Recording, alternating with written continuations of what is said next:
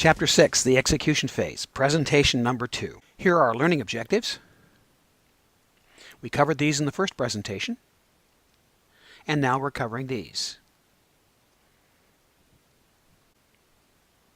Don't forget to download the notes. Managing the project team. Project management is mainly people management. Let's review the top reasons people leave their jobs. Number 1, people don't leave their jobs, they leave their boss. Number 2, they feel like they're not making any difference. Number 3, they don't get the proper recognition or the proper training. Number 4, they're not learning anything new or growing as a person. Don't forget, managers can ensure these reasons do not occur on your project by doing a good job of motivating your people. If you do that as a conscious effort, how are we going to motivate? And then good management.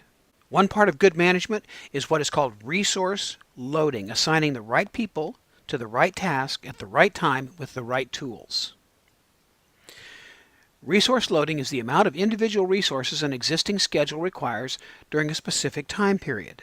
Generally, you have to understand the demands of the job on the organization's resources and on the individual schedules. It's very easy to over-allocate people and resources. Basically, it means that you've got more resources required than are available. This is called a resource histogram. It's basically a tool that'll help you chart out the individual's or the resources availability. Specifically speaking, the resource histogram is a bar chart that it's used for purposes of displaying the amount of work over a period of time. Resource leveling is basically a technique for resolving the problems and conflicts in using those resources. It creates a smoother distribution of the resource usage over the period of time, and it reduces over-allocation. In Microsoft Project, you'll know that you've over-allocated a resource because you've got a little red man in the left-hand column. So what are some of the benefits of resource leveling? Well, first of all, it requires less management. Anytime you can use a resource on a consistent basis, it's going to be much easier.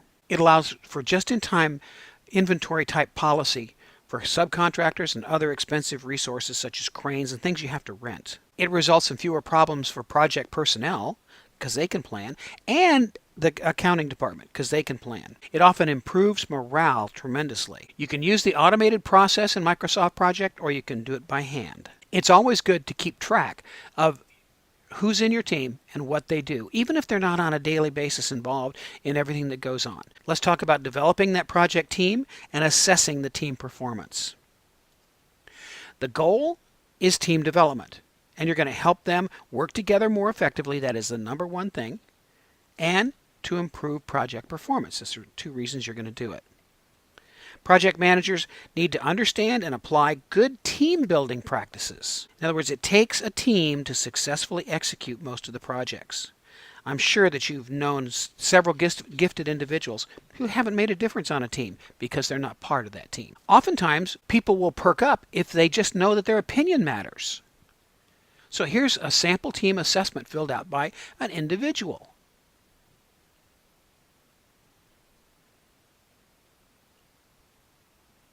The book has several valuable suggested areas. The first one is in the area of training. You want to read that. You want to look at the team building exercises paragraph. You want to look at what is called the Myers-Briggs type indicator, used extensively in project management for teaming people correctly and for managing them correctly. And the last one would be rewards and recognition systems. It's amazing what a little bit of recognition will do. Managing the project team. Believe me, it is no small issue. Project managers must use their soft skills, in other words, their people skills, to find the best way to motivate and manage each team member individually in many cases.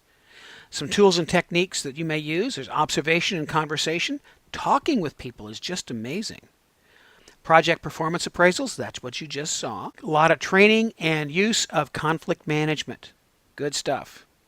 And then keep track in what is called an issue log of what's going on. Write down everything that happens. Rewards and recognition systems are extremely easy. You can use team-based rewards and recognition systems as well as individual ones. Usually people like to be recognized for achieving specific goals.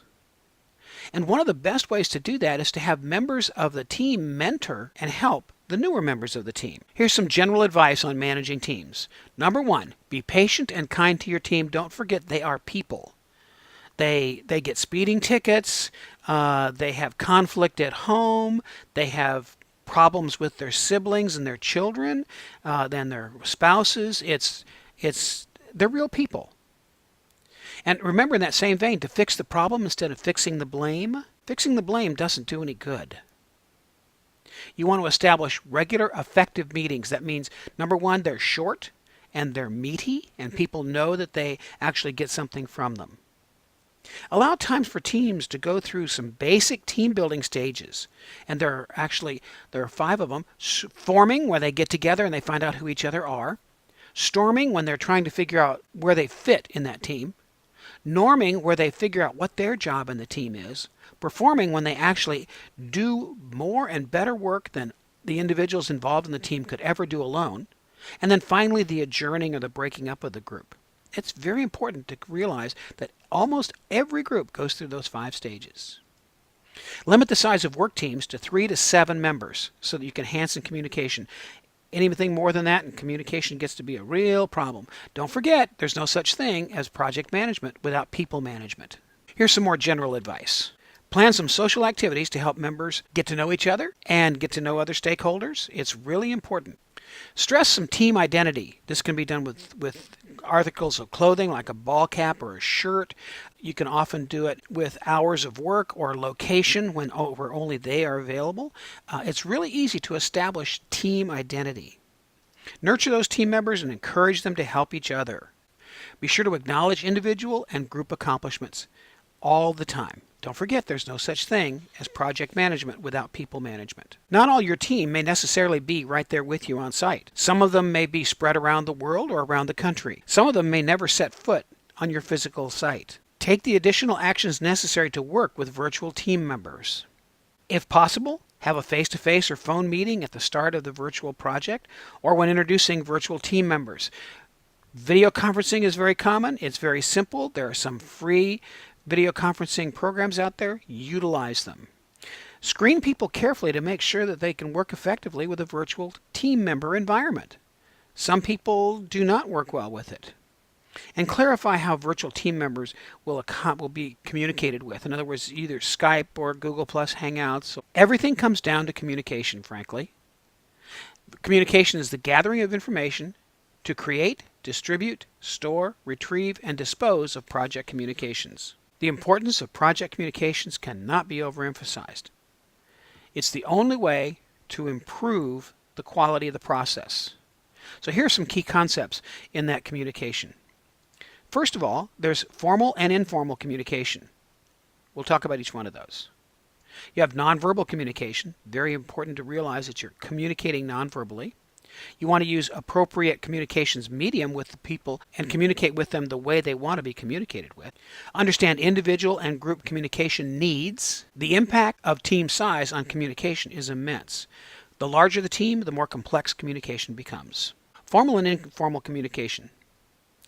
It's not enough for team members to submit formal status reports to their project managers and other stakeholders and assume that everyone who needs to know has the information. It's not going to happen. It's a fact that most people prefer an informal, two-way conversation. Project managers must be good at nurturing relationships through good communication. Assume nothing. What about those nonverbals? Well, research shows us something about the nonverbal communication. First of all, 58% of the communication is with body language. That means shuffling their feet, folding their arms, wagging their head. 35% comes through tone of voice. Only 7% is through the content of the words that are either written or spoken. That's amazing. Even if the actual percentages are different in verbal communications from project to project, it's safe to say that it's important to pay attention to more than just the actual words someone is using. Nonverbal communications, such as a person's tone of voice and body language, are often more important and will communicate clearer what they're really thinking. This is a table that may help you communicate with each one of the individuals that you have on your team more effectively.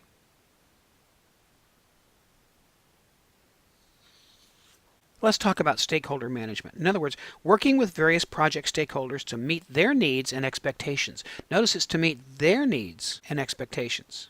So we're addressing stakeholder issues as they occur and fostering engagement in project decisions and activity. The more people engage in the decisions, the more they agree with those decisions. The key benefit of managing stakeholder engagement, if done well, is that it allows the project manager to increase support and minimize resistance from stakeholders, significantly increasing the chances of achieving project success. Managing stakeholder engagement.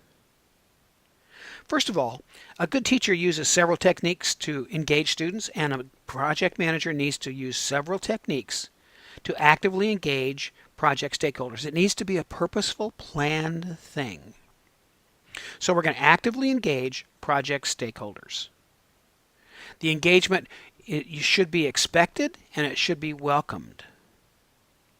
Well, what are some outputs? What kind of things do you need to track? Here's some things that you need to track. First of all, there's issue logs. Those are documents that are used to document, monitor, and track issues. Write them all down. When did it happen? Who was involved?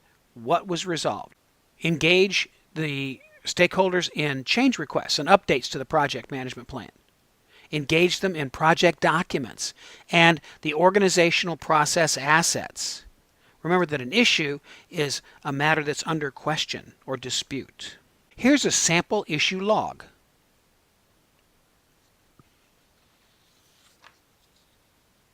Procurement management in the execution phase. Executing tasks for procurement management. The main executing is actually procurement usually. Key outputs include working with selected sellers, procurement through contract awards, updating resource calendars, monitoring those pesky change requests, and updates to the project management plan and the project documents.